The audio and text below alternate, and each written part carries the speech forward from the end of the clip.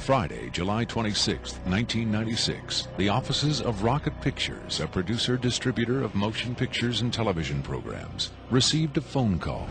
A male voice, identifying himself only as Victor, claimed to be in possession of a videotaped interview with an extraterrestrial being. Tom Coleman, president of Rocket Pictures, was intrigued enough to take the call. I, of course, thought this was some hoax. In fact, I thought it might have even been my brother at one point. But as we spoke, this was someone who seemed to be very serious. We went back and forth on this, and I basically decided that, you know, this is a little bit too weird for me. Thank you and goodbye. As I hung up, I had a very strange feeling that maybe, just maybe, there was something here. He said he had a tape of a space alien, an ET, that was being held in a military installation in Nevada. I'm not sure as a prisoner or a guest. And he had this on tape. As we've already heard from Sean Morton and others, this is not the first time allegations have surfaced that the U.S. government is playing host to extraterrestrial biological entities, or EBEs. The first and most famous alleged contact was the Roswell flying saucer crash of 1947. This is the incident from which the alien autopsy footage supposedly originated. But there have been persistent rumors that not all of the aliens retrieved from the Roswell crash were dead. The final fate of the survivors, if any, is unknown.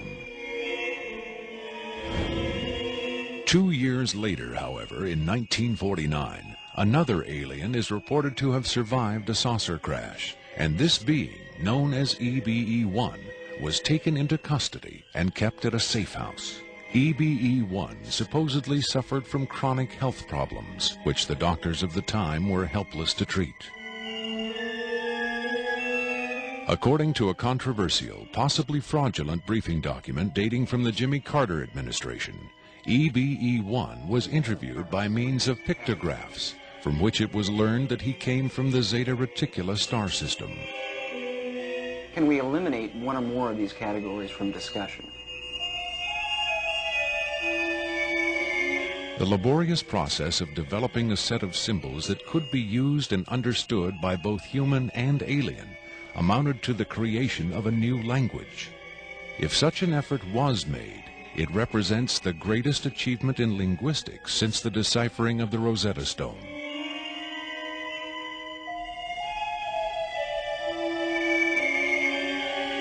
That such an achievement would be kept secret illustrates the hysterical paranoia of the time as the Cold War intensified under the threat of nuclear annihilation.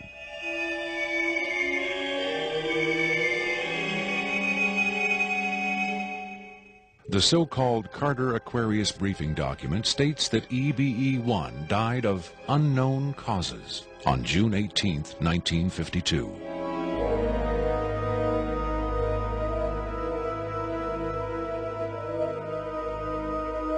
Skeptics who doubt the authenticity of the Carter-Aquarius document find it unbelievable that highly advanced alien beings would allow one of their own to die under the primitive medical care of a species that had barely begun to conquer its own diseases.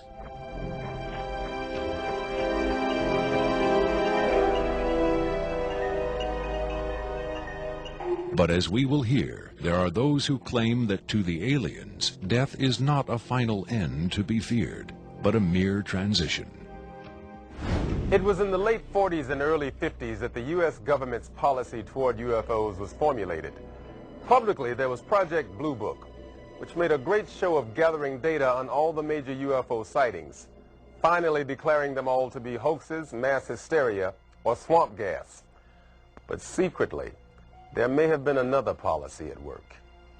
Over the years, several documents have come to light which seemingly confirm that a clandestine group, Operation Majestic 12 Group, aka MJ-12, was formed by special classified presidential order on September 24, 1947, for the express purpose of gathering information on UFOs and extraterrestrials, while at the same time keeping such information not only from unfriendly powers, but from the American public as well.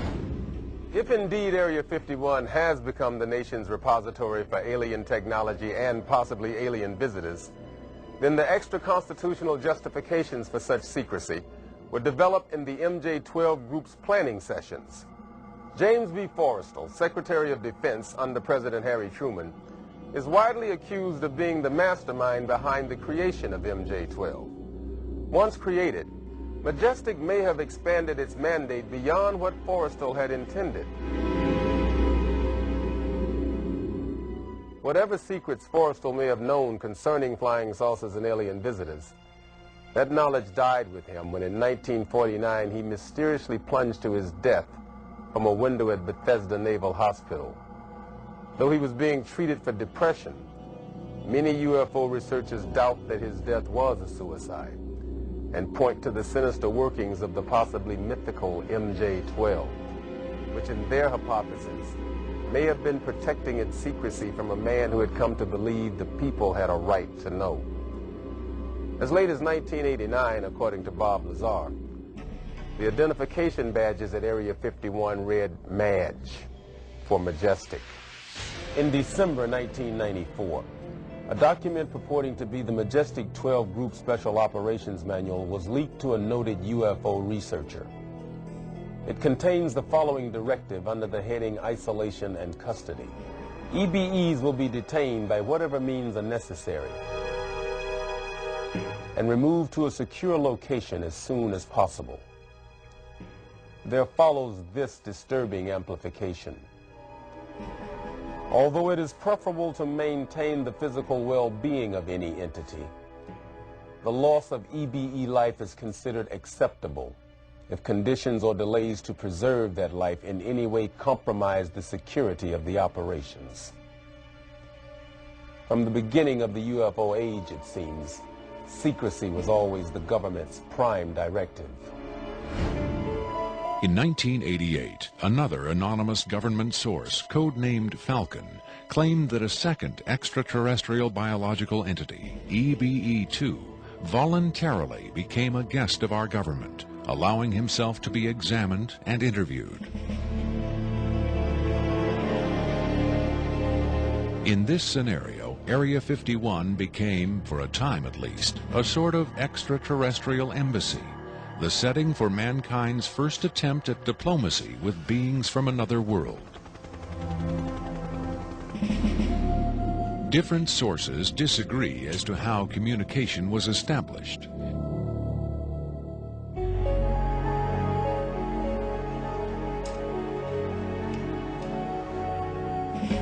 There is universal agreement that the EBEs are incapable or unwilling to speak human language. In addition to the pictographs used by EBE-1, it has been reported by Falcon that in the early 1950s, EBE-2 was fitted with some sort of artificial voice box, allowing him to speak words, and that he learned the English language very rapidly. Other sources doubt this story, however. By our kind, do you mean we Americans?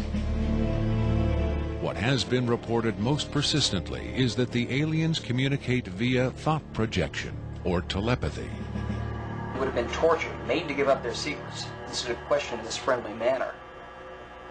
We cannot be forced to communicate. Has it been tried? Not by us. We speak to who's ever willing to listen. The idea of telepathic communication with alien beings carries with it the same doubts and controversy attached to telepathy itself. Do the practitioners of this ancient art really have the ability to read minds? Or are they crafty charlatans who simply tell the listener what he or she wants to hear? If the cynics are right, then the self-proclaimed telepaths recruited by the government in the 1950s were playing an astoundingly daring hoax by claiming to speak for the mute visitors from the stars. Defenders of telepathy call this notion preposterous, and point to the long history of government-funded research into mind reading as proof that their science has merit. In the last 4 decades, there have been persistent, often contradictory rumors and even eyewitness accounts of other alien visitors meeting secretly with military or government officials. But what about today? The Tester Corporation has recently come out with a model kit of Gray, the extraterrestrial life form, and a scale model of the so-called sport model, the UFO Bob Lazar says he studied at Area 51. This UFO kit has quickly become one of the most successful model kits in the history of the company.